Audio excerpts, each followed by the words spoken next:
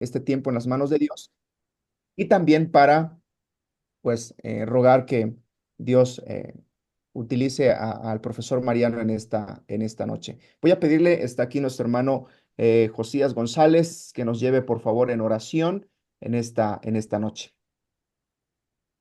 Muy bien, vamos,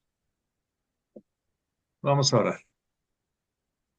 Alabado Padre Celestial, Señor, agradecemos tu amor infinito y agradecemos el Señor el que nos permitas como iglesia tuya, como parte de esta iglesia universal, reunirnos en esta hora para poder aprender más de tu palabra, para poder, Señor, ser instruidos, para poder, Señor, enriquecer, Señor, el conocimiento que por tu bendición podemos tener acerca de tu reino.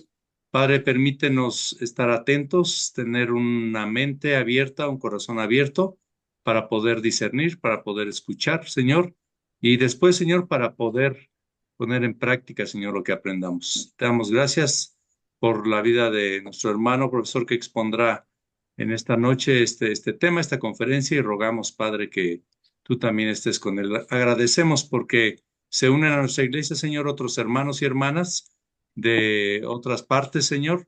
Te agradecemos por sus vidas y, Señor, rogamos que también tu bendición esté con sus iglesias. Señor, rogamos tu dirección en este momento y, Señor, agradecemos, Padre, la oportunidad que nos das de estar juntos. En el nombre de Jesús, pedimos estas cosas. Amén.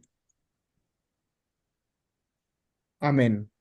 Bien, pues nuevamente, hermanos, entonces sean bienvenidos a esta segunda conferencia con motivo de la Reforma Protestante 2024. El tema general es el bautismo y la mesa del Señor en la tradición reformada. Y en esta ocasión, ya este segundo día de conferencias, la idea es centrarse en el tema de la Cena del Señor en la tradición reformada. Y el hermano, profesor maestro que ha sido invitado por la Iglesia del Himno Salvador es el profesor Mariano Ávila Arteaga, que entiendo ya ayer, ¿verdad? Se hizo una presentación de pues la trayectoria ministerial y también académica de el profesor y algunos temas también familiares y gracias a Dios porque está con nosotros. Nuevamente le damos la más cordial bienvenida, profesor Mariano, y a partir de este momento entonces damos la palabra a usted. Pues muchas gracias y buenas noches nuevamente gracias por la oportunidad de estar con ustedes y de poder reflexionar sobre estos temas que son pues son parte de la vida de nuestras iglesias y por ello son de tanta importancia.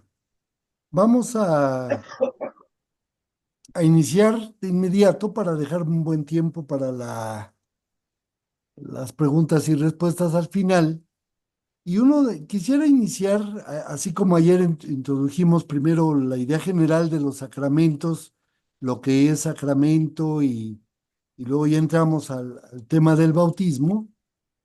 Hoy quiero empezar a hacer una breve nota sobre la idea de la tradición, Dile, abuelo, que te lo destape. en este caso de la tradición reformada, claro, de la que nosotros venimos y de la cual nos nutrimos. La palabra tradición, según el diccionario de la Real Academia Española, eh, la define como cada una de las enseñanzas o el conjunto de ellas, enseñanzas o doctrinas, transmitidas oralmente o por escrito desde los tiempos antiguos. Así de simple. Cada una de las enseñanzas o doctrinas o el conjunto de ellas, transmitidas oralmente por escrito desde los tiempos antiguos. Y en ese sentido, bueno, hablamos de tradición. Debemos decir que si bien la Reforma Protestante se proclamó como un regreso a las fuentes, esa era una de los lemas, de las intenciones de la Reforma Protestante, regresar a las fuentes, que se dio con el Renacimiento, pero que los reformadores lo tomaron como un regreso a las Sagradas Escrituras. Bueno, tanto los reformadores Lutero y Calvino hicieron un intento serio por por hacerlo, por regresar a las fuentes, basando la fe cristiana en los escritos bíblicos y no solo en la tradición doctrinal de la Iglesia como privaba hasta esa época. Ello no significó un rechazo total de la tradición de la Iglesia, esto es importante entenderlo. Tomaron de la tradición lo que a su juicio era valioso, y fue bastante, pero desecharon al mismo tiempo todo aquello que no lo era o que incluso consideraron contrario al testimonio de las Escrituras.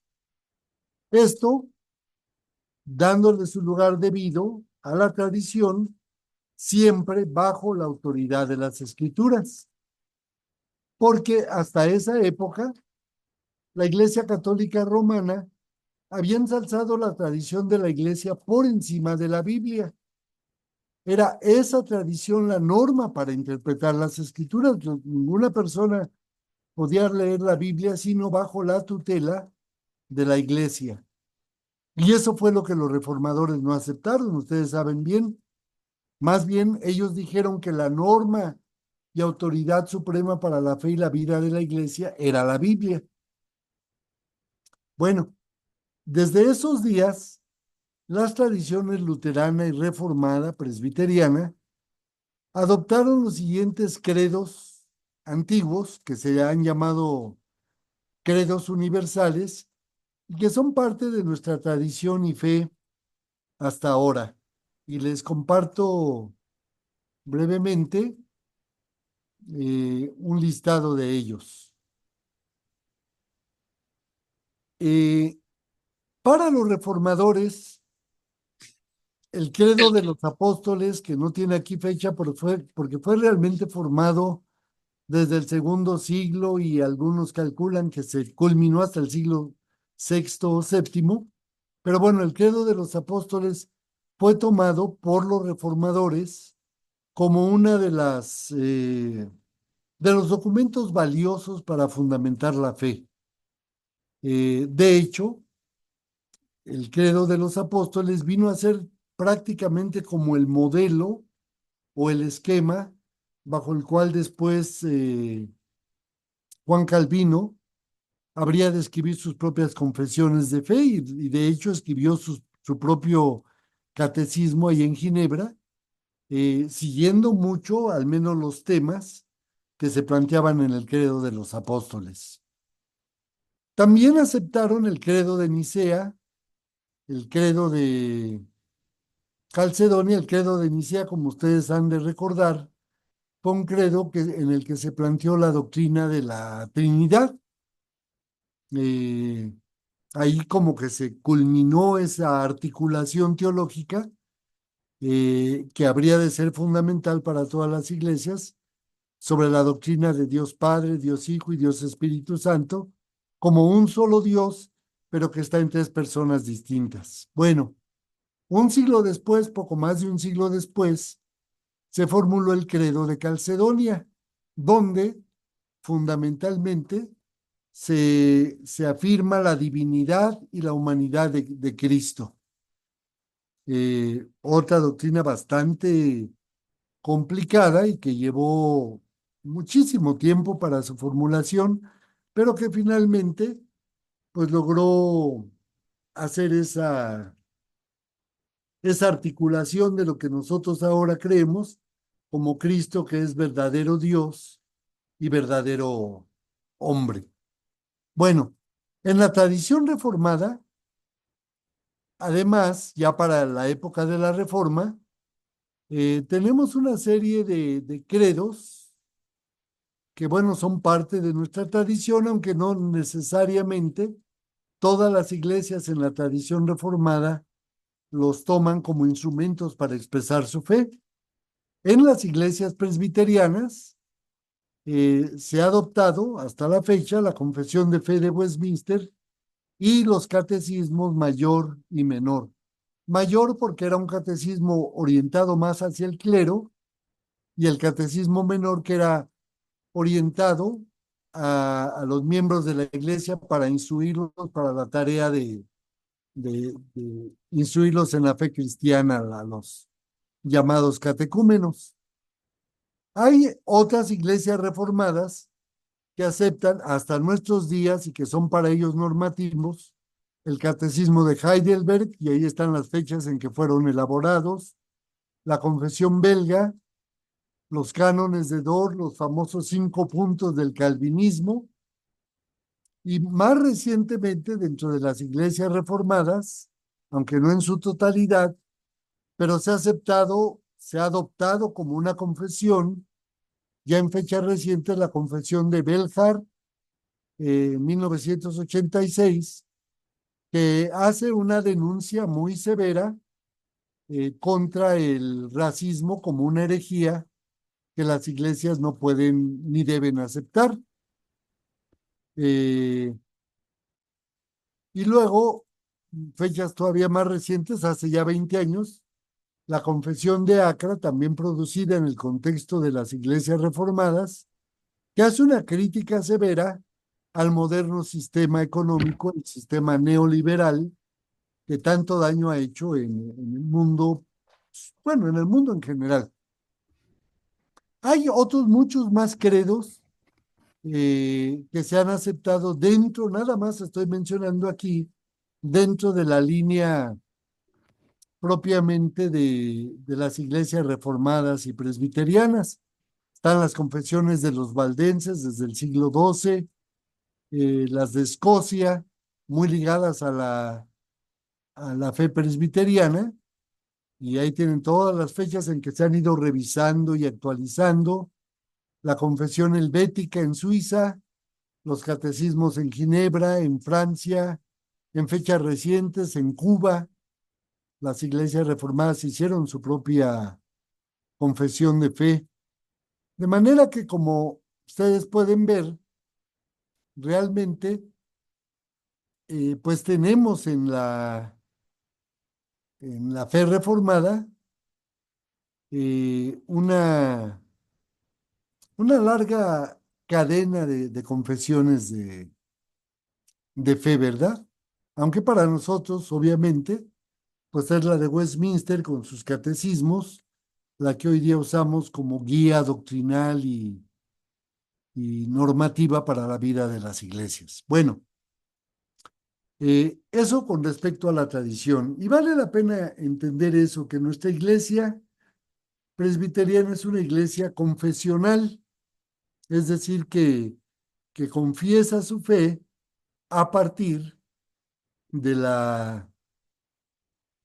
de una tradición doctrinal de mucha importancia, eh, y que aceptamos por un lado los credos o las confesiones universales, el credo apostólico, el de Nicea y el de Calcedonia, y después llamar particularmente los credos que están dentro de nuestra tradición.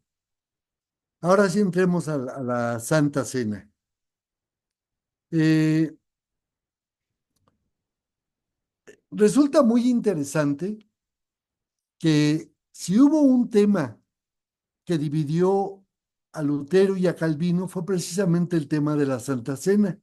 Doctrinalmente, tanto Lutero como Calvino prácticamente concordaban en todo, en gran parte porque tomaron como mentor teológico, como la mejor expresión de la teología cristiana, a San Agustín o Agustín de Hipona. Y en ese sentido, ellos, pues mucho de la teología luterana y calvinista prácticamente se remontan a San Agustín y a toda la tradición doctrinal que viene de él. Bueno, pero en el punto de la Santa Cena fue donde se dio una ruptura fuerte entre estos dos reformadores. Y bueno, podemos resumirlo porque me parece muy importante entenderlo, que en ese sentido hay por lo menos 4 interpretaciones con respecto a la Santa Cena. Por un lado, está la más antigua, la de la Iglesia Católico Romana, que hablaba de la Santa Cena como una transubstanciación, una palabra muy, muy larga, pero que básicamente significa que Cristo se convierte en los mismos elementos materiales del pan y del vino. Es decir, el pan y el vino real y literalmente se convierten en el cuerpo y la sangre de Jesús y por sí mismos tienen ese poder para afectar nuestra vida. Esa es la doctrina de la transubstanciación. Lutero no estaba de acuerdo con la idea de la transubstanciación, pero él habló usó otra palabra muy parecida, que es la de la consubstanciación. Y lo que él decía que si bien Cristo no se convierte en el pan y el vino, pero Cristo está con el pan y el vino y no necesariamente en ellos. Entonces, de alguna manera, Cristo está allí presente con esos elementos. Y esa es la doctrina de la consubstanciación. Calvino, por su lado, habló de que Cristo no se convertía en pan y vino en cada ceremonia que se realizaba la Santa Cena, ni tampoco estaba literalmente con los elementos del pan y del vino, sino que en realidad la presencia de Cristo era una presencia espiritual. Es decir, que Cristo está presente en los elementos de manera espiritual, y así nos alimenta de su presencia por el poder del Espíritu Santo. Y eso lo vamos a explorar, por supuesto, con más detalle más adelante. Los anabautistas, que fueron un tercer movimiento en la Reforma Protestante y que se les ha llamado con mucha razón la Reforma Radical, porque ellos rompieron totalmente con toda la tradición y su idea era de que con ellos en alguna manera reempezaba de nuevo la fe cristiana. Y en ese sentido, los anabautistas entendieron la cena del Señor como un memorial. Ellos decían, Cristo no se convierte en los elementos, ni está con los elementos, ni está espiritualmente con los elementos, sino que realmente al celebrar la cena del Señor, hacemos un memorial profundamente significativo e importante, y con ello, decían los anabautistas, por el hecho de recordar la muerte del Señor, es suficiente para alimentarnos espiritualmente. Y bueno, hasta hoy día las iglesias cristianas, evangélicas, protestantes y toda la familia cristiana se mueven entre estas 4 diferentes interpretaciones de la cena del Señor. En nuestro caso, en la iglesia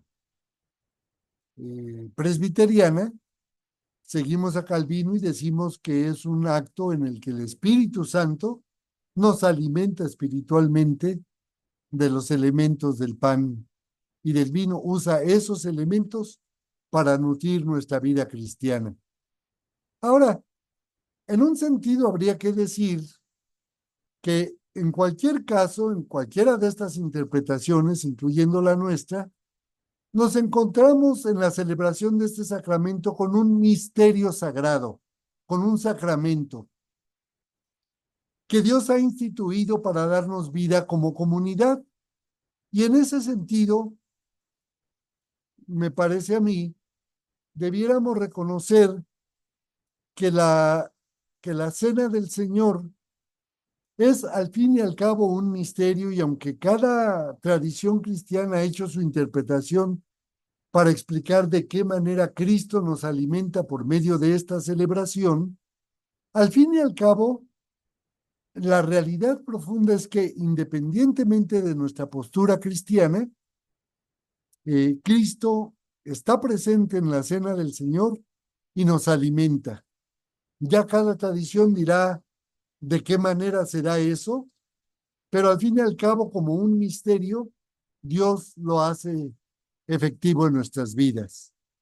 Debemos recordar al fin y al cabo que la cena del Señor es compromiso, es vivencia y es toma de conciencia del pueblo de Dios. Bueno, entramos a considerar la cena del Señor a partir de dos pasajes bíblicos de muchísima importancia. El primero de ellos es un pasaje del Evangelio de Lucas que aquí les pongo.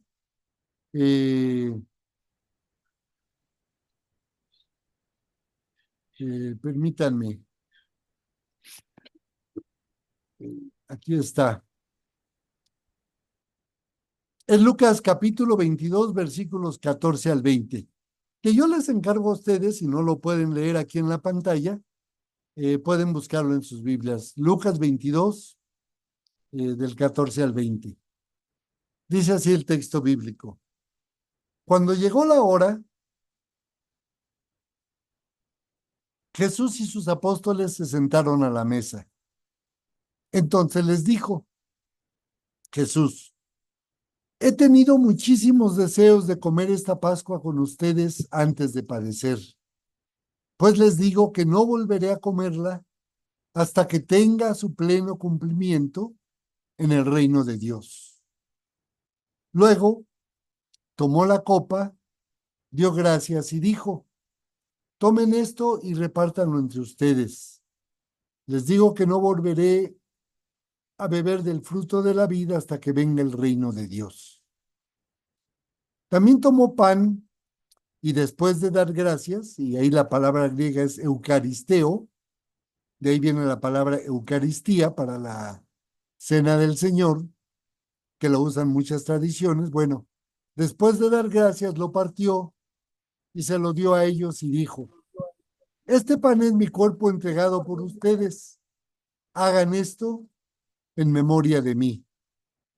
De la misma manera, tomó la copa después de la cena y dijo: esta copa es el nuevo pacto en mi sangre, que es derramada por ustedes.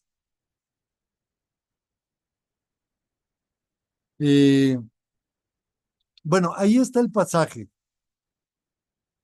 Vale la pena hacer algunas observaciones con respecto a esto, porque de otra manera pareciera que, bueno, ya nos lo sabemos y entendemos todo esto claramente. Pero algunas notas yo creo nos van a enriquecer mucho en nuestra comprensión de la Cena del Señor. ¿Qué significaba eso de sentarse a la mesa, de compartir una comida? Bueno, la hospitalidad era uno de los más altos valores de las culturas del Medio Oriente, de la cultura judía y de todos los países de aquellas regiones.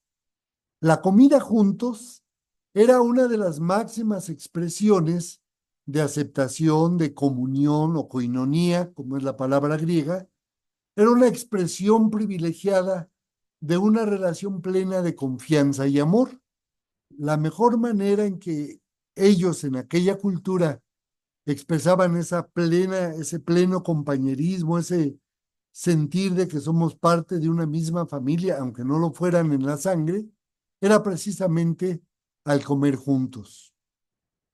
Ahora, en el Imperio Romano, que era dominante en aquella época, las comidas, o como ellos les llamaban simposios, porque celebraban también sus comidas, eran de un carácter más bien elitista y exclusivo y se realizaban sobre todo para discutir asuntos filosóficos o políticos. Era común en esa cultura, fíjense qué interesante, tener asientos de primera, segunda y tercera clase, es decir, la gente que participaba de esas cenas, de esos encuentros, era sentada en esas mesas de acuerdo a su estatus social, a su poder económico, a su profesión, si eran políticos o grandes maestros, y por supuesto a su alcurnia, porque ellos creían en esa idea de que podían venir de ser de sangre azul y ser descendientes de reyes y gente de ese tipo de importancia. Entonces, en esas cenas, los mejores lugares se reservaban de acuerdo a la importancia de la persona.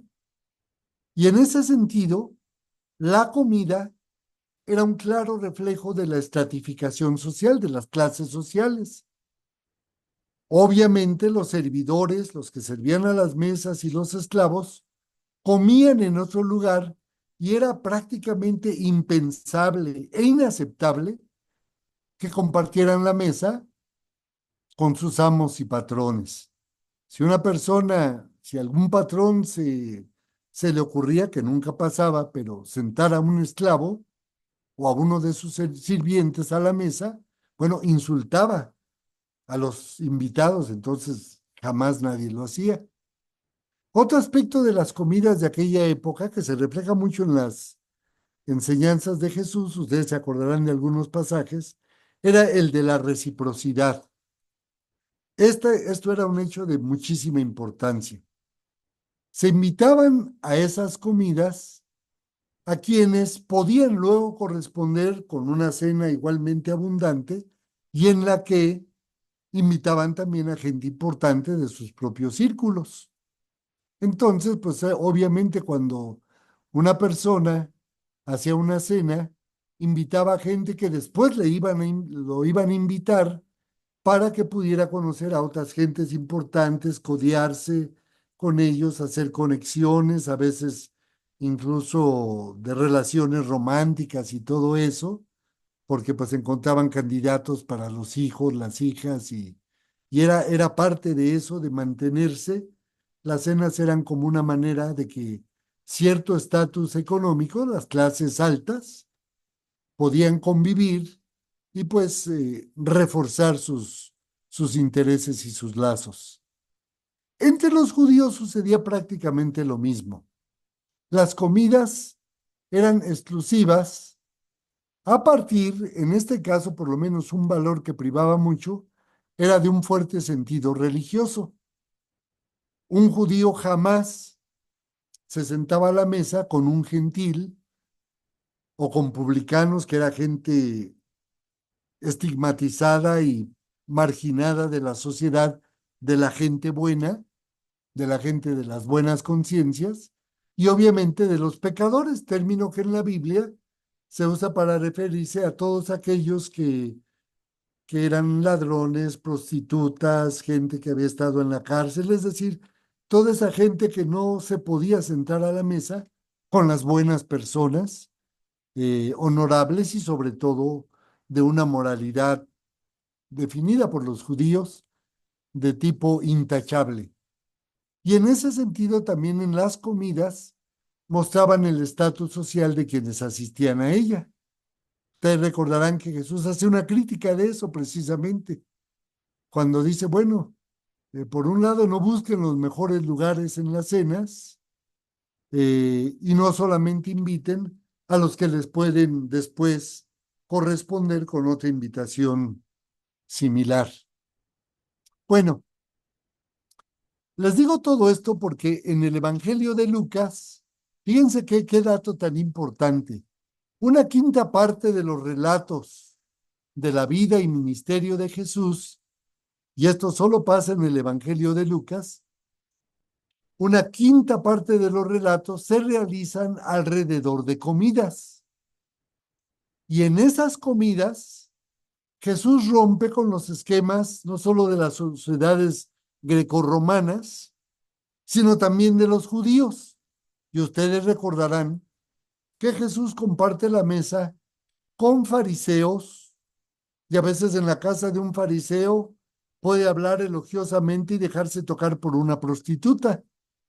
Come con publicanos y pecadores, que obviamente causa un escándalo tremendo entre los fariseos y escribas, que simplemente ven inaceptable que una realidad así se pueda dar de un rabino supuestamente, que era un líder moral.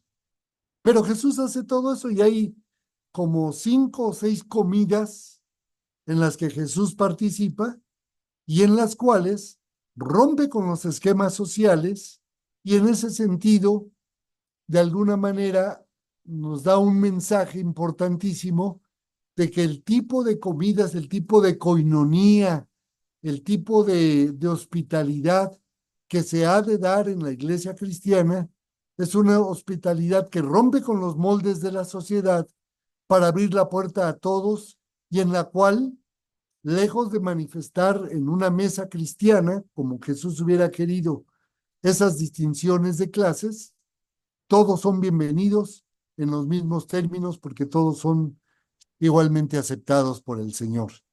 Y es en ese contexto que necesitamos ver la Santa Cena o la Última Cena de Jesús, que por un lado resignifica la Pascua judía porque se celebra en el contexto de la Pascua y le da un nuevo significado alrededor de su persona, muerte y resurrección.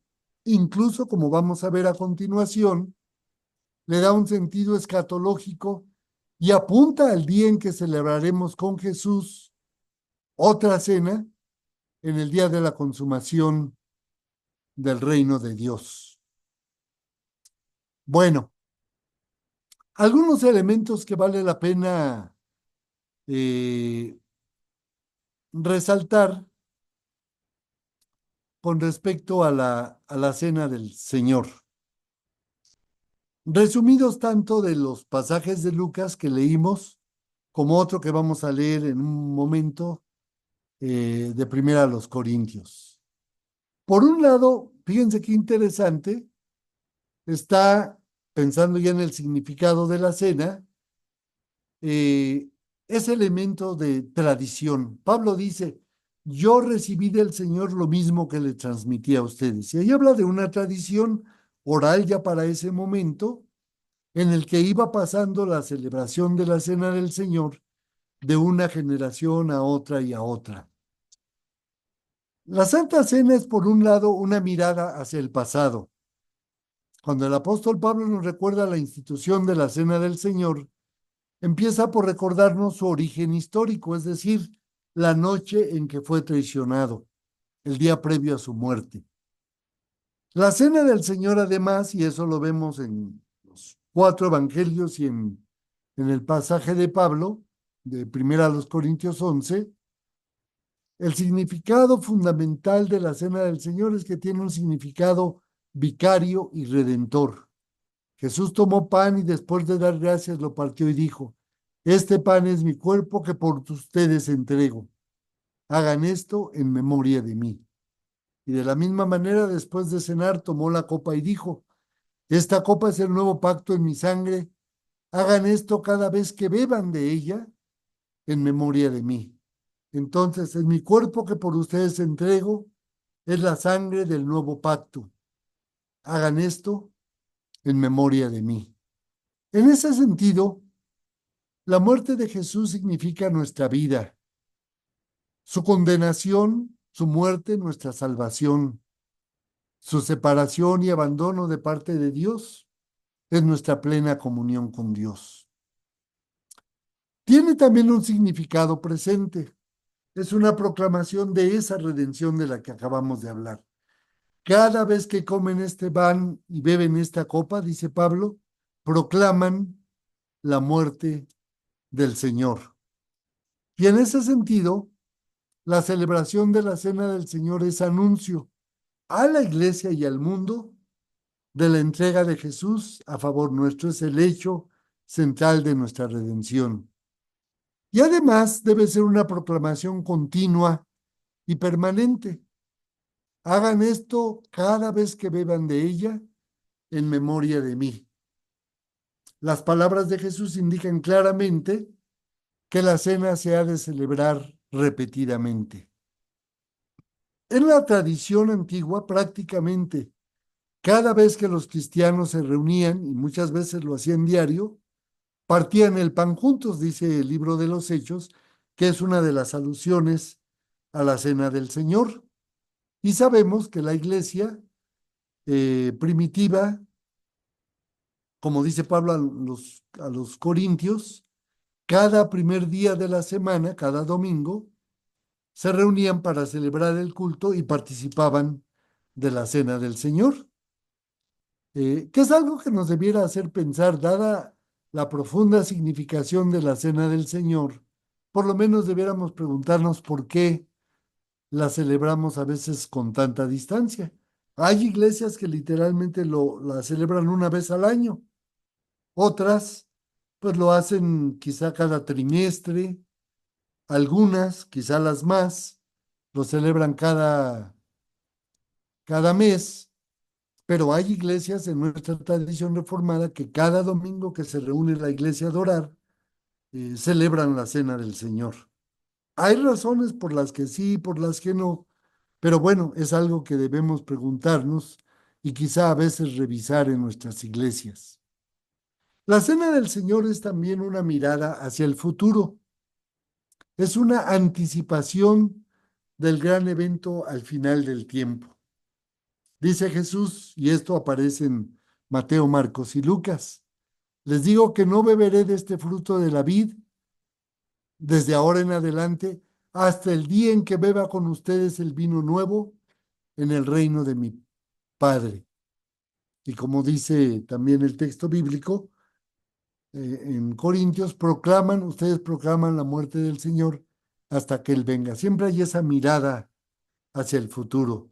De manera que al celebrar la Santa Cena no solamente miramos hacia el pasado y entramos en ese pasado, como si estuviéramos presente el día en que Jesús cenó con sus discípulos, lo hacemos ahora como parte de una comunidad y lo que eso significa para nosotros hoy día como un alimento espiritual, pero es también una mirada hacia el futuro. Adelantamos ya el día en que celebraremos la cena del Señor en el reino del Señor cuando Él venga. Bueno, un elemento más de la cena del Señor, de su significado, que vamos a ver a continuación, es reconocer y honrar el cuerpo de Cristo, la comunión de hermanos y hermanas, la familia de Dios, la iglesia. La Santa Cena tiene también esa dimensión horizontal que vamos a explorar en un momento. Y finalmente, la ofrenda para los pobres. Cada vez que se celebraba la Pascua, porque esto viene de la tradición judía, los judíos compartían con los pobres y necesitados. Ustedes recordarán que en el Evangelio, cuando están precisamente en la cena del Señor, Jesús le dice a Judas, lo que tienes que hacer, hazlo ya. Y algunos de los discípulos entienden que una de las cosas que probablemente Jesús le estaba diciendo, que era parte de la tradición judía, es que fuera a llevar la ofrenda a los pobres, porque era parte de la tradición judía. Las iglesias cristianas adoptaron esa práctica y también recogían una ofrenda para entregarla a los pobres. La cena del Señor y en nuestra tradición presbiteriana también, yo espero que ustedes lo hagan, quizá no exclusivamente eso, pero que haya una conciencia social de nuestra responsabilidad al prójimo, de lo cual la cena del Señor nos recuerda, porque al fin y al cabo la cena del Señor ha de ser una muestra de solidaridad con los que no tienen.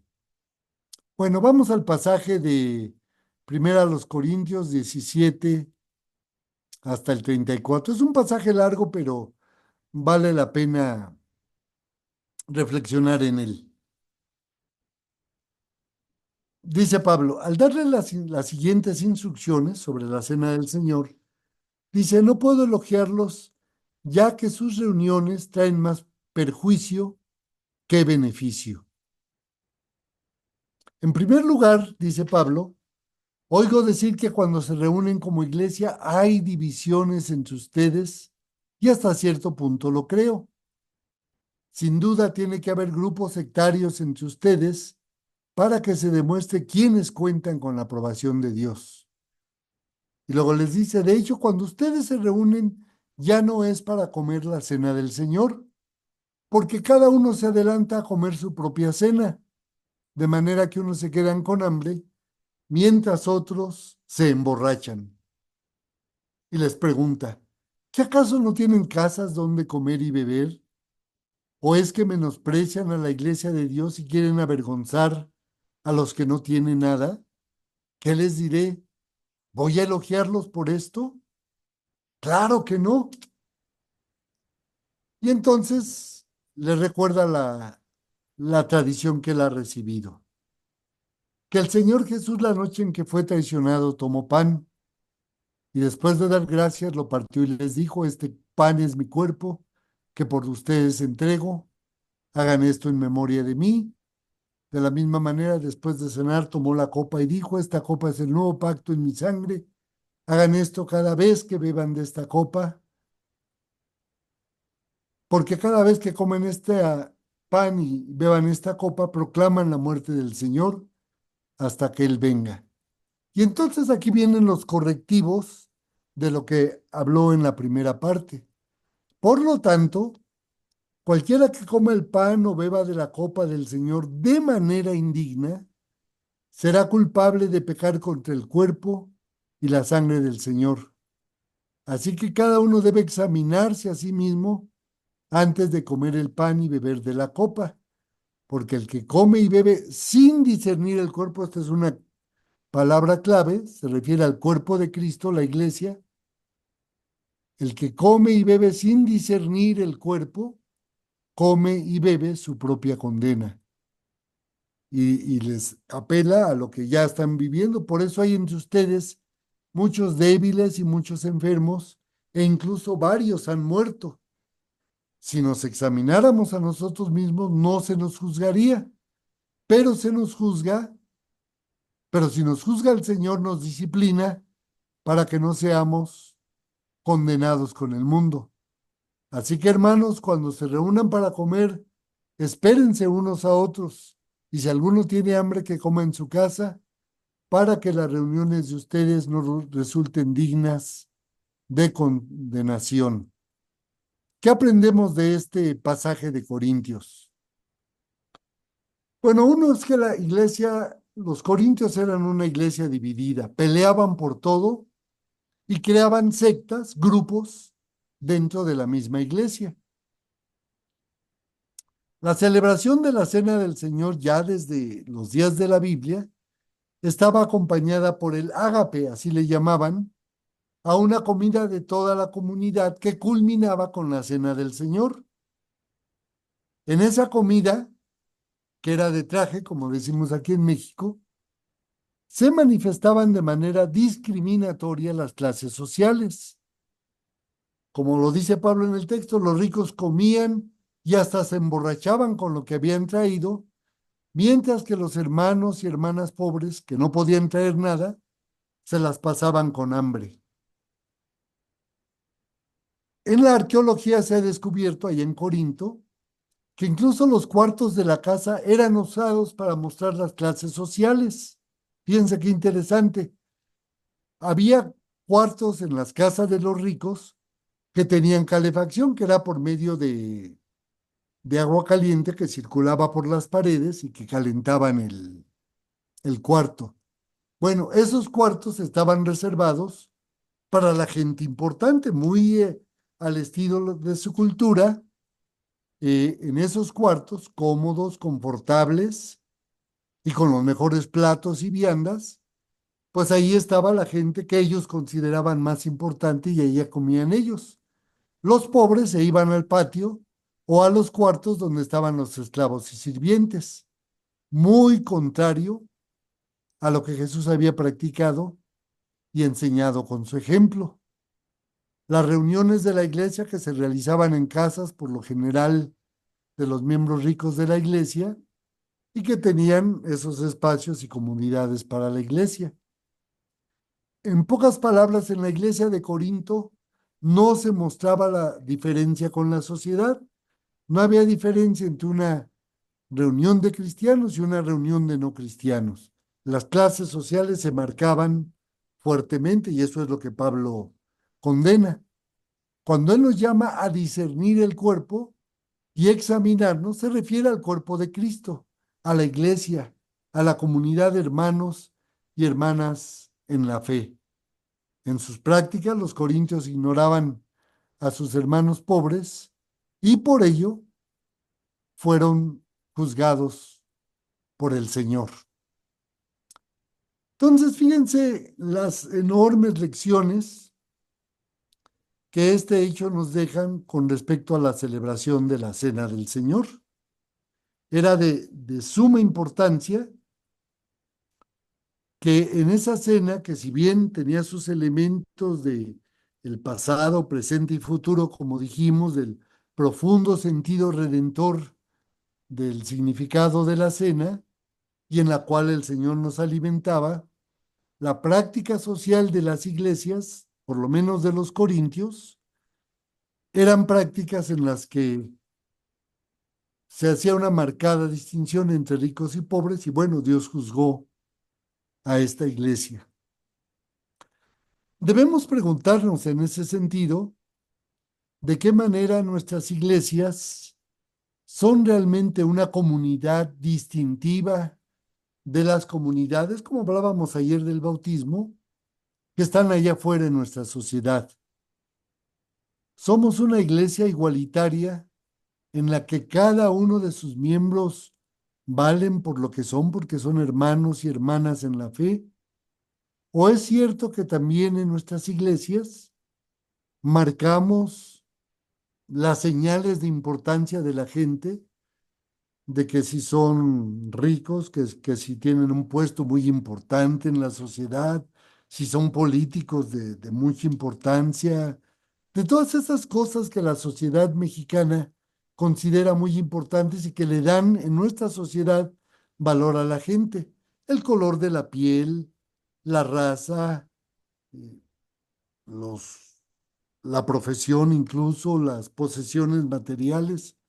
Todas estas cosas, de alguna manera, llegan a ser marcas de importancia en nuestra sociedad y lamentablemente, ya Santiago hablaba de eso en sus días, y lamentablemente en nuestras iglesias sucede lo mismo. No hablo de su iglesia porque no la conozco, pero les puedo decir de iglesias que yo he pastoreado en nuestro México lindo y querido, en las cuales a veces ya hay bancas separadas para ciertos miembros de la iglesia. Y cuidado si usted se sienta donde se sientan esas personas de tanta importancia. O bien, se da muchas veces en nuestras iglesias que los señores de la casa se sientan por allá adelante y si llevan a los sirvientes, como a veces se usa ya despectivamente, o a los trabajadores domésticos, ellos se sientan por allá atrás, a veces cuidando a los chiquitos para que los señores puedan participar plenamente del culto. Y cuando tenemos nuestros propios agapes, nuestras propias comidas, eh, tanto en la iglesia como muchas veces en nuestros propios hogares, y quizá más obvio en nuestros hogares, hacemos una gran distinción entre la gente importante y la gente que consideramos que no lo es. Y he estado también en hogares donde los trabajadores domésticos jamás se sientan a la mesa de los señores. ¿Cómo va a ser posible eso? Ellos son de otra categoría, de otra importancia, incluso si fueran hermanos, no importa. Eh, Hacemos esas tremendas distinciones sociales en nuestras propias iglesias. A veces los puestos de oficiales en la iglesia, de ancianos o diáconos o de directores de los diferentes departamentos, a veces se le dan a la gente más por su importancia social, política, económica, profesional, que por su servicio probado dentro de la iglesia. En ese sentido, somos iglesias con mucha frecuencia clasistas y racistas. Quizá no sea el caso de ustedes, Dios quiera y no, pero pasa con muchísima frecuencia. Y si nos ponemos a ver con cuidado, vamos a descubrir que a veces no somos muy distintos a la iglesia de Corinto. Bueno, pasemos a la enseñanza de Calvino y de nuestros credos sobre la Cena del Señor. Miren qué palabras tan bonitas, tan interesantes nos menciona aquí Calvino sobre la Cena del Señor. Es una cita tomada de la institución de la religión cristiana. Para asegurarnos que el cuerpo del Señor ha sido una vez sacrificado por nosotros, de tal manera que ahora lo recibimos y recibiéndolo sentimos en nosotros la eficacia de este único sacrificio. Y asimismo, que su sangre de tal manera ha sido derramada por nosotros que nos pueda servir de bebida perpetuamente. Esto es lo que nos dicen las palabras de la promesa, que allí se añade: tomad, comed, esto es mi cuerpo, que por vosotros es dado. Así que se nos manda que tomemos y comamos el cuerpo, que a la vez fue ofrecido por nuestra salvación, a fin de que viéndonos partícipes de él, tengamos plena confianza de que la virtud, el poder de este sacrificio, se mostrará en nosotros. Y por eso llama al cáliz, a la copa, pacto en su sangre, porque en cierta manera renueva el pacto que una vez hizo con su sangre, o mejor dicho, lo continúa en lo que se refiere a la confirmación de nuestra fe, siempre que nos da su preciosa sangre para que la bebamos. Con la Santa Cena, sigue diciendo Calvino, Dios desempeña el oficio de un próvido padre de familia, proporcionándonos de continuo el alimento con el que conservamos y mantenemos en aquella vida a la que nos engendró con su palabra. Una expresión muy bonita de la Cena del Señor como una oportunidad que Dios el Padre nos da para nutrirnos continuamente en nuestra fe. Esta es otra frase muy bonita sobre los frutos de la Santa Cena. Él, hablando de Jesús, aceptando toda nuestra pobreza nos ha transferido todas sus riquezas. Tomando sobre sí nuestra flaqueza, nos ha hecho fuertes con su virtud y potencia. Recibiendo en sí nuestra muerte, nos ha dado su inmortalidad. Cargando con el peso de todos nuestros pecados, bajo los cuales estábamos agobiados, nos ha dado su justicia para que nos apoyemos en él.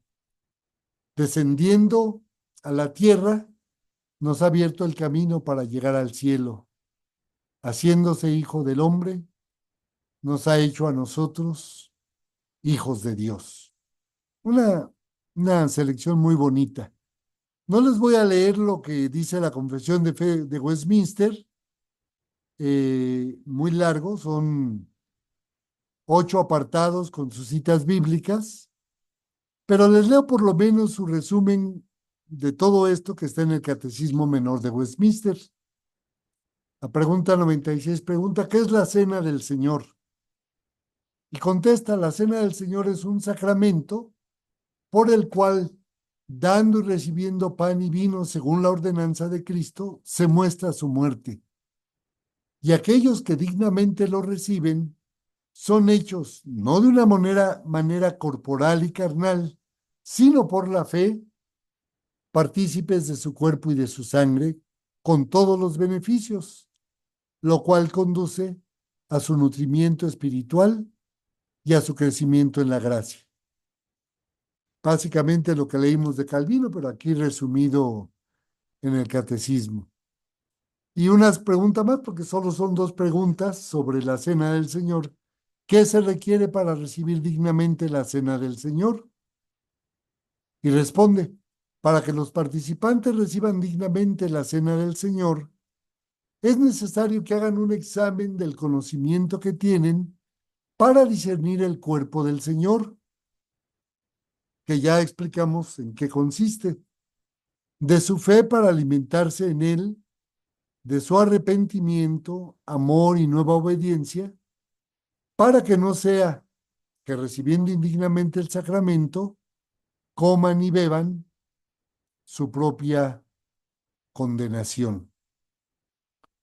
Bueno, eso es lo que hoy día creemos y practicamos, y si lo juntamos con lo que vimos anteriormente de los sacramentos, bueno, pues nos damos cuenta de que en la celebración del sacramento, en realidad, esa metáfora del pan y el vino, de la celebración de una cena, en realidad es una metáfora viva, una realidad que nos introduce aquí y ahora de manera real a la celebración de ese evento por el poder del Espíritu Santo y por la fe que ejercemos en ese acto.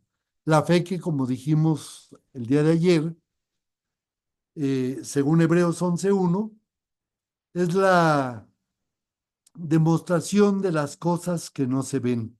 Es decir, por la fe entramos en una dimensión espiritual tan real como el mundo que vemos, sino más real que ese mundo. Y cada que celebramos la cena del Señor, en realidad es como si estuviéramos en aquel eh, aposento alto en Jerusalén, donde Jesús celebró la cena y donde podemos oír sus palabras y alimentarnos y participar plenamente de la realidad de su entrega, de la entrega de su vida, de su cuerpo y de su sangre por amor de nosotros.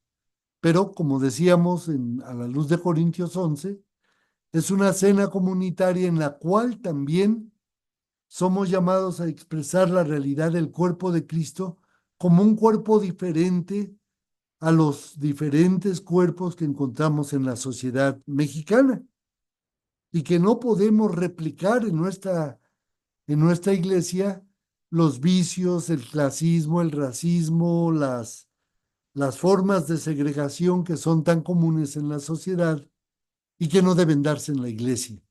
La celebración de la cena debiera ser también una expresión de que somos un cuerpo y de que no hay gente que sea más ni menos importante, sino de que todos somos, como dice el texto de Gálatas, no hay judío ni gentil, no hay esclavo ni libre, no hay esclavo ni cita, todos somos uno en Cristo Jesús. Quiera Dios, hermanas y hermanos, que en nuestras celebraciones podamos expresar esa profunda realidad de lo que Cristo ha hecho por nosotros y del tipo de comunidad que Él ha creado en nuestras iglesias. Bueno, ahí le dejamos para abrirnos a las preguntas y respuestas.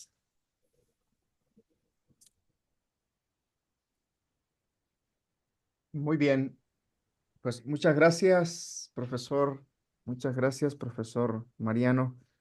Gracias por compartirnos esto. La verdad es que ha sido una eh, bendición escucharle y tomar nota de varias cosas que son importantes considerar y que pues quedan ahí para la reflexión personal seguramente y también de la iglesia.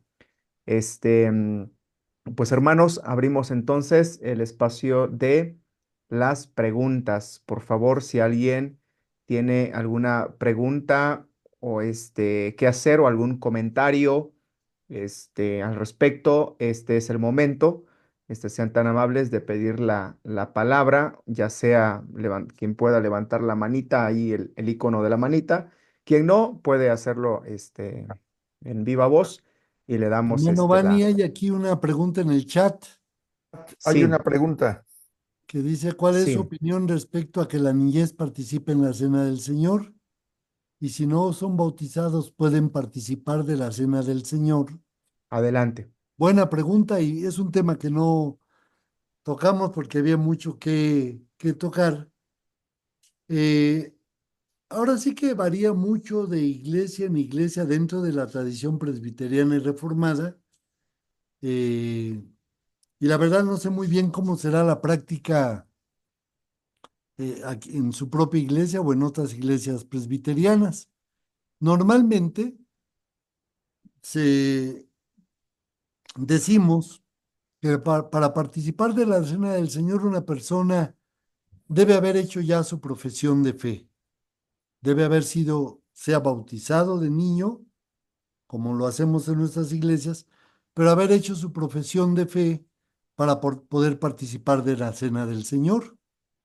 Y en ese sentido, mi experiencia ha sido La iglesia de la que fui miembro hace todavía un año, una iglesia reformada. En esa iglesia reformada, los niños participaban de la cena del Señor previa, niños que habían sido bautizados, que venían de hogares cristianos, previa entrevista con el pastor o con los ancianos de la iglesia para determinar dentro de su edad temprana su comprensión básica de lo que estaban haciendo, de lo que es la cena del Señor. Y bueno, se hacía en esa iglesia. Y yo sé que hay iglesias presbiterianas que también permiten la participación de los niños, no así totalmente sin, digamos, totalmente abierta, pero sí una vez que los pastores, ancianos de la iglesia han verificado que el niño entiende básicamente a su propio nivel la realidad de la cena del Señor. Esa sería mi respuesta para nuestro hermano. Gracias, profesor Mariano. Antes de dar palabra a alguien más, por el tema que se mencionó o por el tema que se abordó en la pregunta, yo debo decir que en la iglesia, por lo menos donde ahora soy pastor y soy pastor oficiante también, hay hermanos ancianos aquí en esta reunión, y lo he dicho en otros espacios también de estudio, que nosotros, hacemos partícipes a los niños de la comunión en nuestro caso, con el requisito de que se hayan sido bautizados por el tema de la introducción al pacto. Entonces, al menos en la práctica, nosotros creemos, y por pues también la doctrina de la teología del pacto, que, este, pues abrimos la cena del Señor a los niños. Y quisiera ahondar algo aquí nada más, profesor, si usted, pudiese incluso decirnos algo, porque yo entraba también un poquito en conflicto pues, con la teología de Berkov, ¿no? Que es uno de los, pues, representativos ¿no?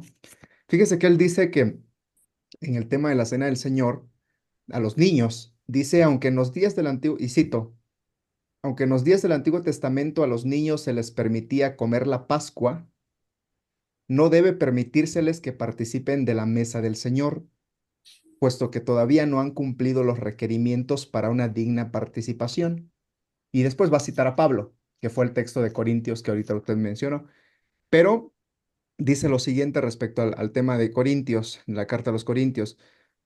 Dice, porque los niños no son capaces de examinarse ellos mismos, dice él. Continúa. Además, señala que, hablando de Pablo, para participar de la cena del Señor de una manera digna, es necesario discernir el cuerpo, lo que quiere decir distinguir adecuadamente entre los elementos que se usan en la cena del Señor, pan y vino, una interpretación diferente a la que ahora hemos escuchado en el tema de lo que la palabra cuerpo significa, ¿no?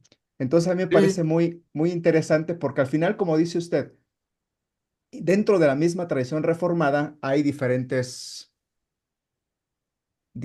posturas y maneras incluso de interpretar la, la, a la teología, ¿no? O la Biblia, ¿no?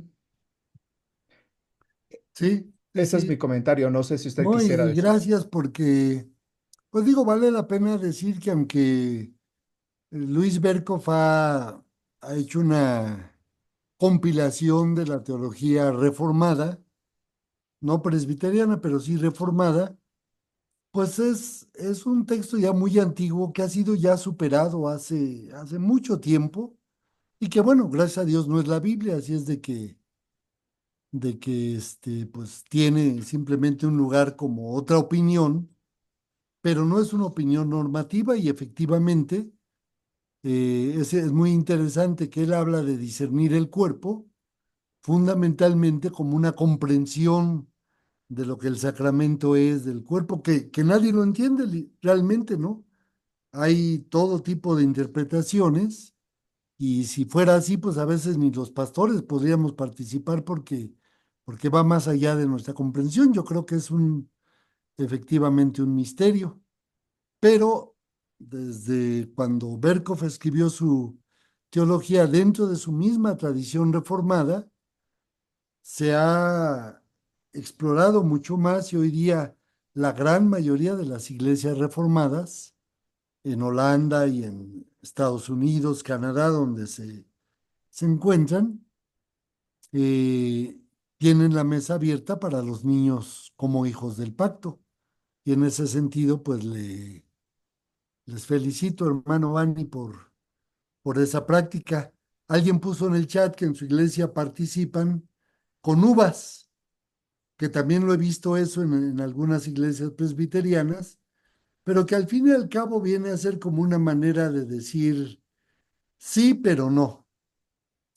Puedes participar, pero en realidad no. En tal caso, pues le damos un dulcecito y sería lo mismo, nada más para que no estén dando lata, pero en realidad, bueno, digo, quizás es un paso intermedio, pero yo me inclinaría mucho más porque los niños puedan participar como cualquier adulto, porque son hijos del pacto, son parte de la comunidad cristiana, y tanto a ellos como a nosotros, hay que recordar eso, que Dios nos alimenta espiritualmente en ese acto y los niños necesitan ese alimento espiritual. Y probablemente yo me atrevería a decir que muchas veces los niños entienden mejor el misterio que los mismos adultos.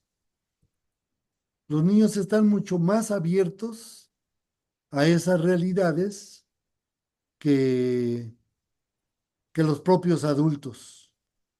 Lo he descubierto y perdonen la alusión personal, pero sucedió con uno de mis hijos, el hijo más chico, que pues tendría 7, 8 años. Éramos miembros de una iglesia presbiteriana y bueno, nuestro hijo nos decía, ¿por qué yo no puedo participar de la cena del Señor? Fui bautizado y soy miembro de la iglesia, etcétera, etcétera. Y dijimos, bueno, es que aquí la iglesia no lo permite, pero pues mira, vamos a hacer una cosa, platique con el pastor. Yo no le voy a decir nada, tú habla con él y dile al pastor, porque pues él es la autoridad y él tendrá que decidir. Y para hacérselas corta, el niño fue a hablar con el pastor y el pastor vino a nuestra casa literalmente llorando, con lágrimas en los ojos y nos dijo, por supuesto que su hijo puede participar. Pocas veces, dice, en toda mi experiencia pastoral, he encontrado a un miembro de la iglesia que entienda con tal claridad lo que es la cena del Señor. No en un sentido teológico, así que le repitiera la confesión de Westminster, pero en entender fundamentalmente lo que ahí estaba pasando. Entonces, bueno, eh, sin duda yo creo que los niños muchas veces nos llevan la delantera en entender el misterio de la cena. ¿Alguien más? Gracias, profesor. ¿Alguien más, hermanos? ¿Tiene alguna otra pregunta, algún otro comentario al respecto? Hermano Salomón López, adelante, lo escuchamos. Sí, muchas gracias nuevamente, un servidor. Yo creo que yo tengo pues una inquietud o una duda, porque no duda desde el aspecto bíblico, sino duda por la práctica de ahora, profesor, de que hoy en día, por ejemplo, la Santa Cena se acostumbra a llevarse a personas enfermas o a llevarla a otros lugares. Pero tengo entendido que el libro de Éxodo, capítulo 12, por ejemplo, donde Dios vuelve a dar algunas instrucciones precisamente sobre la Pascua, Éxodo 12:46 concretamente, dice Dios en su palabra que nada de aquella carne se sacará fuera. Dice, ni inclusive dice, ni se quebrará hueso suyo. Entonces aquí pues la problemática que existe en nuestro tiempo es que hay algunos consistorios que insisten en llevar la Santa Cena, por ejemplo, a personas enfermas o a personas a otro lado, o simple y sencillamente a personas que no asistieron al templo para participar de la Santa Cena o de la Pascua, y que hay que llevársela hasta sus hogares. Entonces ahí yo tengo siempre ese punto de celo, ¿no? De contradicción inclusive personal, porque la Biblia dice una cosa y a veces un consistorio dice otra cosa, quizás por algunas prácticas que se vieron en otras iglesias. ¿Cuál sería su punto de vista, profesor? ¿Sería correcto sacar la Santa Cena del templo y llevarla a otros lados? ¿O es exclusivo hacerlo dentro del templo? Gracias, hermano, por su pregunta. Mire, yo le diría, por un lado, la Santa Cena no es la Pascua y no podríamos aplicar un texto de la Pascua propiamente para decir que es normativo para la Cena del Señor, porque en tal caso tendríamos que además no solamente tomar un texto, sino tomar todo lo que tiene que ver con la celebración de la Pascua judía para decir, bueno, entonces todo esto también es normativo para nosotros, cosa que Jesús no hizo.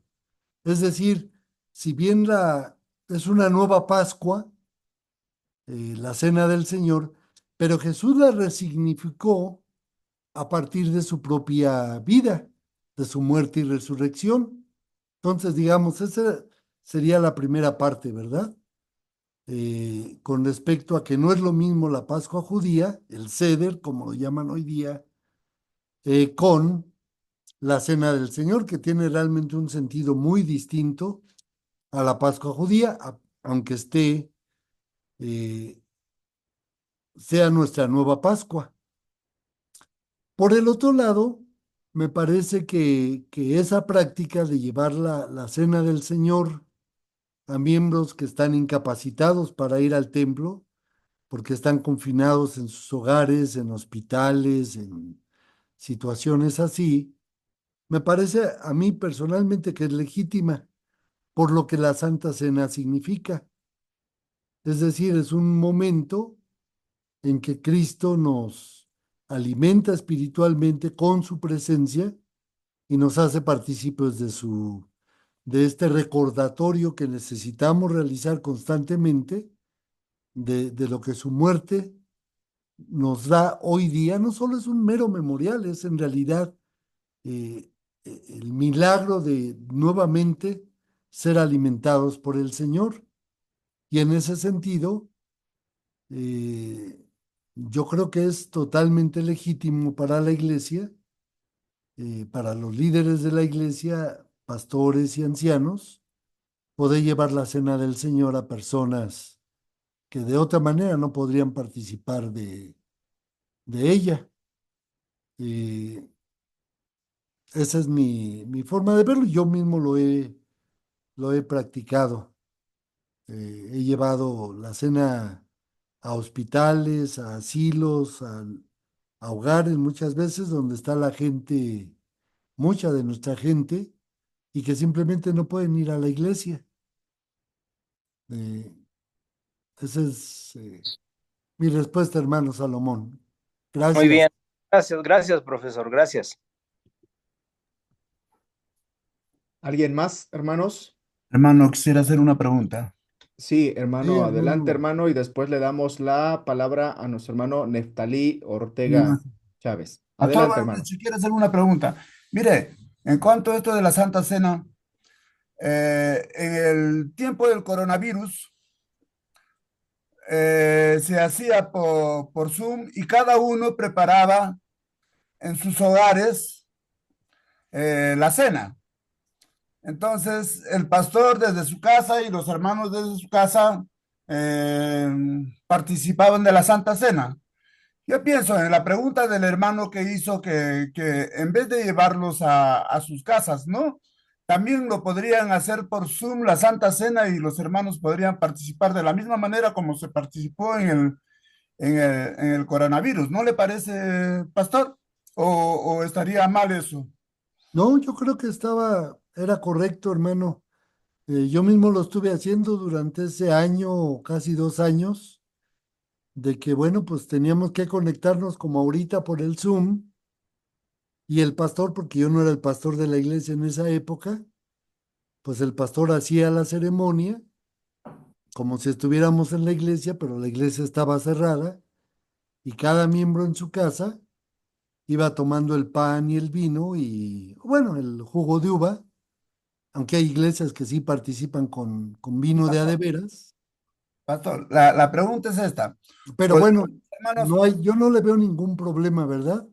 Porque como hemos explicado la Santa Cena, eh, es un acto en el que el Espíritu Santo hace una realidad en nuestra vida, el amén, sacramento. Nos dirige el pastor, pero en cada hogar, pues el Señor está con nosotros y nos bendice en esa celebración. Entonces no hay realmente ningún elemento teológico que nos impida eso. Si fuéramos católicos romanos, que pensamos que en los elementos está Cristo, bueno, sería otra cosa. No sé cómo lo harían en la Iglesia Católica, probablemente llevaban las hostias a los hogares de la gente, no, no lo sé, ¿verdad? ¿Para qué? Pero bueno, claro. Por no eso hay le digo, pastor, teológicamente razón para no hacerlo en las circunstancias que por eso le vivimos digo, con la pandemia. pastor, disculpe, Sí, por eso le digo, ¿podrían los enfermos, en vez de que les lleve el pastor o alguien a su casa, sus familiares prepararle la Santa Cena para que con el pastor participen a través del Zoom? Que quieres ya educarla, pues ya no. pues yo creo que sí, básicamente es la misma situación. Si el pastor está presidiendo ese acto a la distancia o en la casa de la persona, pues no hay ningún problema, ¿verdad? De que ellos mismos preparen sus elementos y participen ahí. No sé si entendí bien su pregunta, pero no sería ningún problema realmente hacerlo. Gracias, pastor. ¿Alguien Muy bien, más? muchas gracias. Sí, Hermano Neftalí, adelante, sigue usted. sí, nada más comentar también que esto tiene que ver a veces con los elementos del jugo, como dice el pastor, el profesor Mariano, que hay iglesias en donde pareciera ser que si no es cierto tipo de pan o cierto tipo de jugo, pareciera ser que también no se está realizando de manera adecuada o correcta. Y como usted bien lo menciona, profesor, me ha tocado ver en algunas iglesias desde que era yo niño, en donde algunas pareciera ser que si no era, entre comillas, lo voy a decir, el pan Bimbo, incluso hasta con un molde que cortaban el pancito, pareciera ser que entonces no tenía como sentido. Tenía que ser ese tipo de pan para poder celebrar la Santa Cena, ¿no? Entonces también yo creo que ahí estaríamos cerrando la posibilidad de que, bueno, qué tipo de pan, como usted bien lo menciona, en algunos lugares el vino, tomando en cuenta de que algunos de los feligreses que han sido regenerados por el alcoholismo o alguna cosa, corren ese riesgo y entonces por eso se usa el jugo o alguna otra cosa, pero este sentido de que creo que tampoco no tendríamos por qué cerrar a un tipo de pan o de elemento, ¿no? De que es que tiene que ser con y hasta le digo con una especie de moldecito que cortaban los pancitos para que pudiera ser. Ese es, quisiera que nos diera su comentario, Sí, pastor. hermano, pues miren, otra vez, a veces es falta de instrucción y lamentablemente a veces se da hasta en nuestros pastores.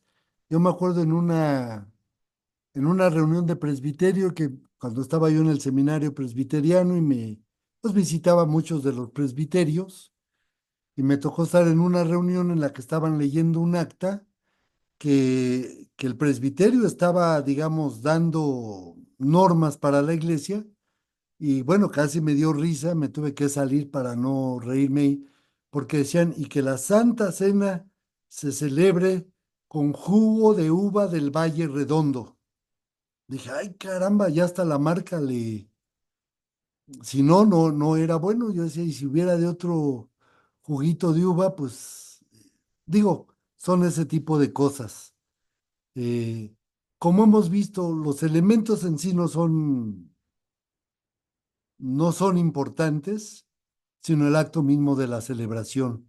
He estado en iglesias, bueno, la última iglesia donde yo era miembro, en que tenían en la charolita donde pasan la copita con el vino, decían, bueno, las copas del centro tienen vino, y que por cierto era un vino judío, kosher, así ligerito, pero era vino.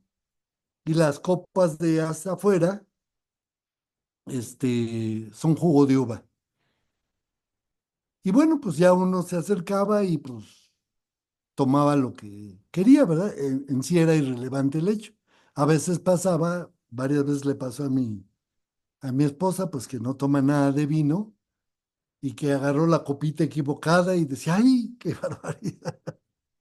Me tocó del vino y pues se sacaba de onda, ¿verdad? Pero digo, pasa así. He estado en iglesias donde solamente usan vino y como usted dice, me parece que es parte de una atención pastoral de que siendo el alcoholismo un problema tan grande en nuestro país, pues para una persona alcohólica tomar una copita de vino puede ser el principio de un episodio de alcoholismo. Entonces, digo, mejor para evitar problemas, pues tomar el jugo de uva, sea del valle o de la marca que ustedes quieran, pero...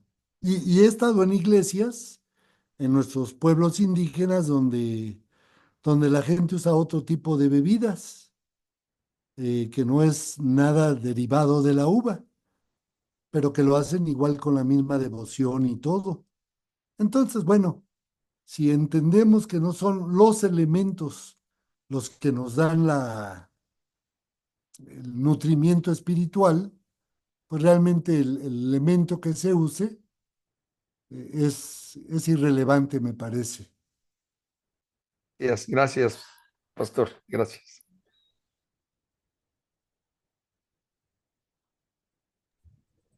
Hermano Arnoldo, adelante, hermano.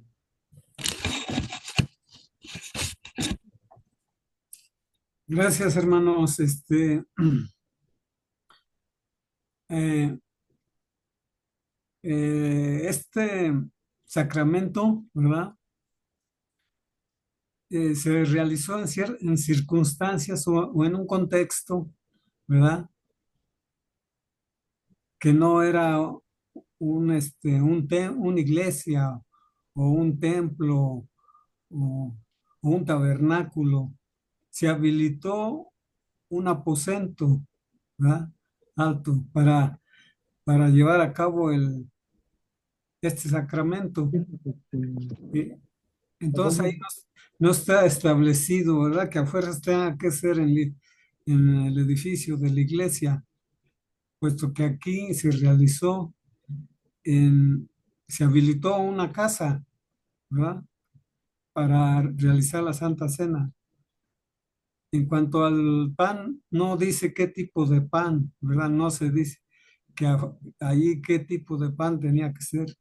Lo que sí dice vino, ahí sí dice vino, ¿verdad? Y Jesús, ¿verdad? Dijo que lo único que sí dijo que realizara, ¿verdad? En su memoria, ¿verdad? En su memoria. Lo que sí, pues, debe ser ejecutado o llevado a cabo este sacramento por un pastor, ¿verdad? Pero en cuanto a las circunstancias o contexto, eso no está estipulado, ¿verdad? En las Sagradas Escrituras. Pues Gracias. no, hermano, tiene usted razón. Originalmente, ustedes saben que no existieron templos hasta quizás hasta el siglo IV, hasta que la fe cristiana fue tolerada por el Imperio Romano o declarada legítima, e incluso después fue la religión oficial del imperio, pero por lo menos los primeros 3, casi 4 siglos de la fe cristiana, los cristianos, bajo las severas persecuciones del Imperio Romano, se reunían en casas o a veces incluso en los bosques, así de manera clandestina, a medianoche, para no ser sorprendidos o descubiertos por las policías del imperio. Entonces, bueno, pues sí se reunían generalmente, como les decía en Corinto, en las casas de los hermanos más ricos, porque había gente que vivía, como hoy día muchos de nosotros, en edificios de departamentos en los que difícilmente cabía una familia.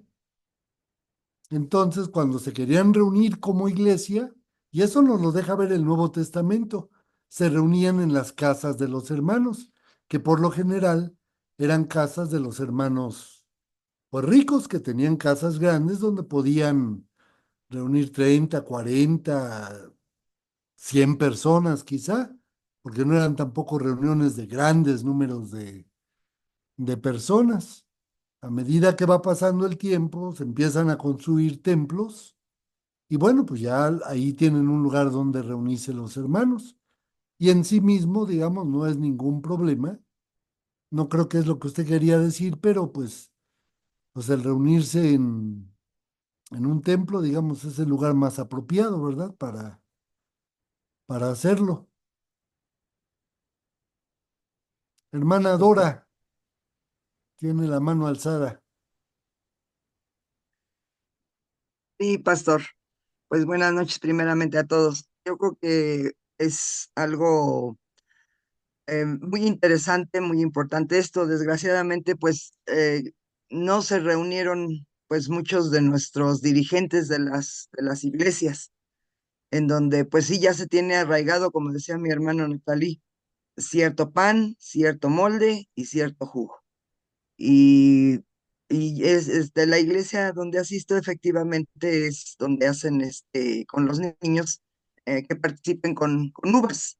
Hay niños que pues dicen es que yo quiero este pan, yo quiero este jugo. Y pues no, porque pues está establecido que los niños solamente con uvas. Y a lo que voy, pues es que pues, ojalá esto pues se trascienda y que nuestros líderes en las iglesias pues puedan ir cambiando un poquito las situaciones que tenemos en las iglesias, ¿no? Y pues gracias, pastor, por estas charlas tan interesantes. Que Dios le bendiga, pastor. Gracias, hermana. Que Dios la bendiga también. Gracias, hermana Dora, muchas gracias. Antes de continuar con alguien más de la sala, todavía tenemos un par de minutos más, preguntar a hermanos que están en el templo, allá, que están en el templo, el Divino Salvador, si alguien de ustedes tiene alguna pregunta, hermanos, si tuvieran alguna, sí, veo una mano levantada, entonces, por favor, escuchamos. Adelante, hermana. Hermano Antonio, me parece que es. Adelante. No es realmente una pregunta, es una sugerencia que en su oportunidad he hecho también aquí en la iglesia. Y respecto al conocimiento, a la convicción que la iglesia debe tener de este acto.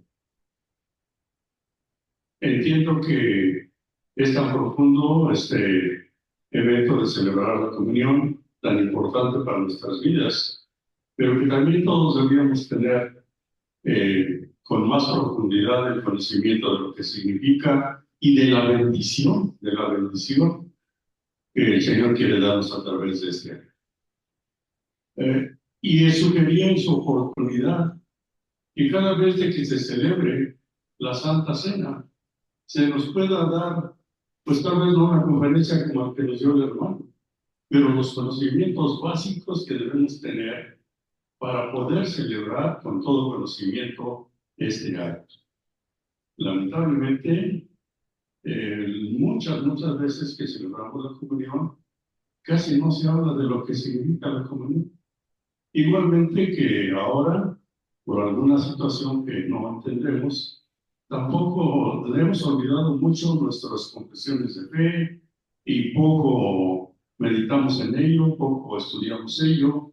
Entonces, mi sugerencia sería que volviéramos un poco a las fuentes para que la iglesia estemos bien convencidos y en pleno conocimiento de lo que tenemos en este caso como la Santa Cena.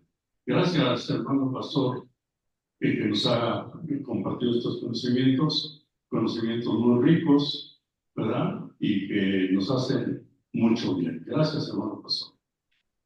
Y hermanos, gracias por su exhortación y déjeme decirle una cosa. Tengo un devocionario, quizás se podría decir, de una hojita por día, que yo sé varias veces en las iglesias donde pastoreé, celebrábamos la Santa Cena una vez al mes. Entonces, el domingo anterior a la celebración, yo repartía este material para que los hermanos en su devoción, en su devocional familiar, cada día leyeran una hojita. Era una hojita que llevaba que 10, 15 minutos, donde así como en capsulitas les daba yo básicamente los elementos de lo que la cena del Señor es. Forma muy simple, muy sencilla, pero que ayudaba mucho a irse preparando antes de la celebración. En ocasiones predicaba un sermón antes del día de la cena del Señor, como también para preparar a la iglesia, y ya el domingo que viniera, pues vinieran bien preparados y pensaran en todas las cosas. Menciono este manualito porque se lo voy a mandar al pastor Bani. Ya lo pueden imprimir si ustedes quieren, o si no, pues ahí lo guarda en su librero, no importa, pero digo, es como un ejemplo de un material, no es que sea lo máximo de este mundo, ni mucho menos, pero como un ejemplo de maneras de responder a lo que nuestro hermano mencionaba ahorita, de tener cierta preparación, de recordarnos lo que la cena del Señor es para participar plenamente, ¿verdad? Entonces le prometo enviárselo al hermano Bani Gracias. para que si lo quieren, pues lo pueden repartir ustedes. Ok, gracias, gracias, profesor. Muy bien. Pregunto, hermanos, entonces vamos a escuchar si es que hubiera la última pregunta. Si es que hubiera la última pregunta.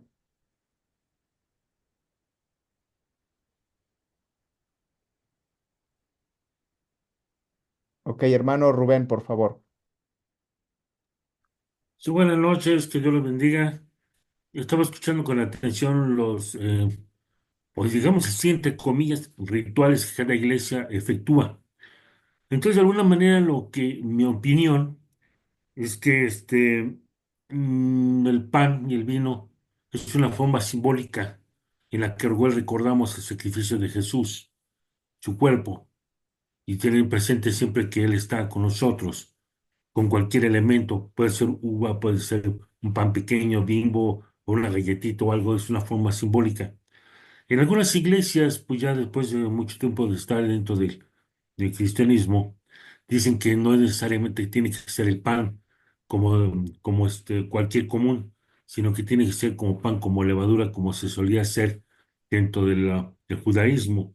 Y en 1 Corintios, capítulo 5 versículo 7 dice: limpiaos pues de las viejas levaduras, para que seáis nuevas mesas sin levadura como sois, porque nuestra Pascua, que es Cristo, ya se fue sacrificada por nosotros. Por eso es que en algunas iglesias se utilizan el pan sin levadura, porque casi la mayoría de los cultos llevamos algunas partes o puntos que son casi bíblicas, judaicas. La pregunta es, la pregunta que hago es, si tenemos los elementos de eso, es la transformación, la forma de recordar Cristo, no, no importan los elementos que sean y en el lugar que sea. Tiene que ser, o tiene que ser normalmente un pan común, normal, debe ser una pequeña galletita o un pan Bimbo o un pan de pueblito que se parte a la mitad, alguna cosa así. O tiene que ser, podemos utilizar el pan sin levadura. Eh, Nuevamente, hermano Rubén, como decíamos hace un momento, así como pues no siempre, y quizás lo menos recomendable, usar vino real, como dice el texto bíblico. De la misma manera, el pan, es cierto, entre los judíos era pan sin levadura, que se puede conseguir, y hay iglesias que yo he visto que usan, que son casi como tostaditas, ¿verdad? Porque no tienen levadura. O la hostia, las hostias, que para nosotros, como, ¿cómo se llaman eso? Las alegrías, la parte sin dulce, pues es eso, de lo que hacen las hostias. Me parece que otra vez el punto es eh, ayudarnos y ayudar a quienes a veces casi de una manera legalista dicen, no, tiene que ser esto, o si no, no es.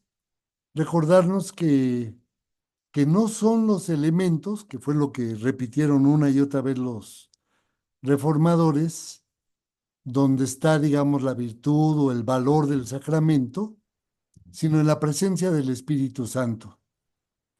Entonces, digamos, pues, en ese sentido no tiene importancia qué tipo de pan usemos Correcto. o vino, sino que recordemos que lo importante es que lo hagamos con fe, abiertos a la obra del Espíritu y pues que enriquezca y nos ayude a crecer en nuestra vida. A veces la Ah, misma celebración en lo que usted está diciendo, cuando se presta, lo he visto, lo hemos celebrado en algunas iglesias, de por ejemplo poner mesas al frente del santuario y en lugar de que, como hacemos en muchas iglesias, pasamos las charolas con el vino, con los platos con el pan, la gente viene y se sienta a una mesa y participan del pan, tienen cada quien una copita, en fin, hay formas en las que de una manera más significativa se puede rememorar la realidad de la Santa Cena y a veces depende de que uno sea un poco más creativo, ¿verdad? De no atarse al molde de que lo hemos hecho siempre así, sobre todo cuando las iglesias no son tan numerosas. Una iglesia con muchos miembros resultaría muy difícil ir pasando 12 personas cada vez a la mesa y bueno, se puede hacer eterno el culto, pero a veces habría que pensar en maneras en las que se pueda eh, representar nuevamente esa realidad. Hermano Bani. ok, sí, pero Gracias. sí es cierto, es verdad, es lo que representemos, lo que vamos a mostrar. No necesariamente nos tenemos que apegar a lo que nos indica la Biblia, cómo vivió, cómo pasó, es lo que representa y como lo que se conserva y para lo que sirve. Gracias, muy Gracias, hermano. amable, hermano Mariano. Gracias. Muy bien, pues llegamos así entonces al término de estas charlas, tanto del día de ayer martes como el día de hoy. Gracias al Señor por estos espacios donde pues profundizamos un poco más en estos temas y también donde este, pues estamos abiertos al aprendizaje, estamos abiertos a conocer y a crecer en nuestra fe y oramos porque seguramente esto así ha sido en la vida de cada uno de nosotros. Y queremos entonces agradecer a cada uno de ustedes, hermanos, hermanas, jóvenes de las diferentes iglesias que han estado en estos tiempos. Gracias porque el Señor ha sido bueno, nos ha permitido un buen tiempo, no tuvimos problemas de conexión y pues gracias al Señor por esta bendición que nos ha dado, a los hermanos que han estado a cargo en la parte técnica, que el Señor les bendiga, a nuestros hermanos que estuvieron en la parte del templo, hermanos, gracias al Señor por estar con nosotros y a los hermanos diáconos que hicieron posible también esto. A todos y cada uno de ustedes que participaron, que el Señor les bendiga y deseamos que esto que ahora hemos escuchado lo compartamos también y de esta manera el conocimiento, ¿verdad? Se va transmitiendo y se hace más y con mayor alcance. Gracias, estimados hermanos. Y por supuesto, también de manera particular, agradecemos al profesor Mariano Ávila por aceptar la invitación cuando se la hicimos muy amablemente. El hermano aceptó y gracias a Dios porque pues hemos sido pues bendecidos con el conocimiento que el Señor le ha dado, con la experiencia y gracias a Dios porque también tenemos maestros de esta forma y de esta formación en la iglesia presbiteriana. Gracias al Señor por su vida, profesor Mariano. Muchas gracias por aceptar y bueno, esperamos en otros momentos, en otros espacios, pues también hacerle la invitación y algún día no muy lejano, nos acompañe de manera presencial, ¿verdad? Ahora allá en la Iglesia del Divino Salvador. Muchas Claro que gracias, sí, hermano. profesor Mariano. Muchísimas gracias por este honor de estar con ustedes. Muy bien. Dios les bendiga. Gracias, hermano. Pues Gracias. permítanos hacer una oración, profesor, Mariano, por su vida, por su ministerio, por su familia y también dando gracias a Dios por este tiempo que el Señor nos ha permitido. Vamos a hacer esta oración y al final vamos a tener solamente un aviso. Y voy a pedir a nuestra hermana Arsenia Flores que nos lleve a Dios en oración, dando gracias a Dios por estos días de enseñanza y por la vida y el ministerio del profesor Mariano Ávila Arteaga. Por favor, hermana Arsenia. Sí, hermano. Padre, te alabamos y te bendecimos, Señor, en esta hora ya casi para finalizar el día. Gracias, Padre, porque tú has permitido, Señor, que tu pueblo sea alimentado a través de la enseñanza de tu siervo, Señor. Gracias porque estos aprendizajes son muy significativos para cada uno de nosotros.